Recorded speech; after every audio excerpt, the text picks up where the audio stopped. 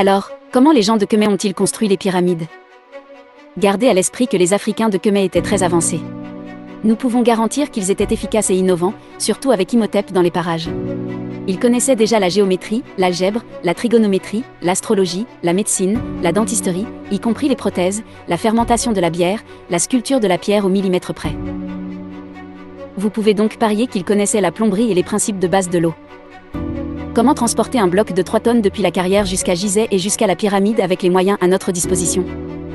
C'est là que le Nil s'avère utile. D'abord, faire flotter les pierres en utilisant des sacs gonflables solides faits de peau d'animal. Fixez-les au bloc de pierre. Et attendez que le Nil inonde la carrière. Guidez les blocs flottants sur le Nil en utilisant du bétail vers Gizeh. Une fois au port, utilisez un système de canal ou de tube pour déplacer les blocs vers le site de construction. Puis un autre tube rempli d'eau pour déplacer les blocs vers le haut de la pyramide.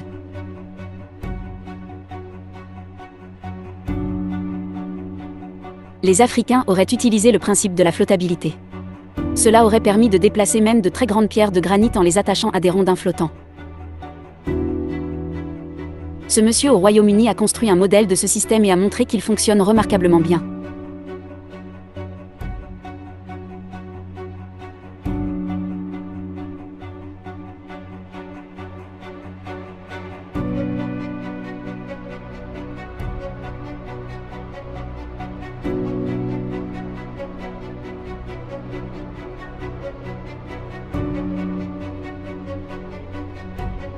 Une fois en haut de la pyramide, des zones inondées spécifiques auraient été utilisées pour rassembler les pierres avant de retirer leurs flotteurs.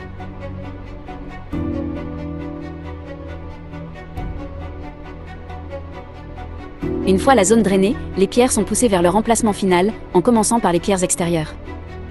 Et on répète le processus.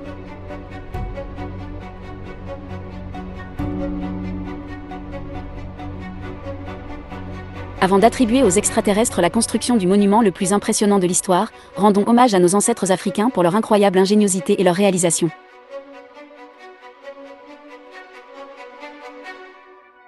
Suivez-nous, et voyez comment ceux dont on dit sans d'histoire, ont donné naissance à la civilisation elle-même.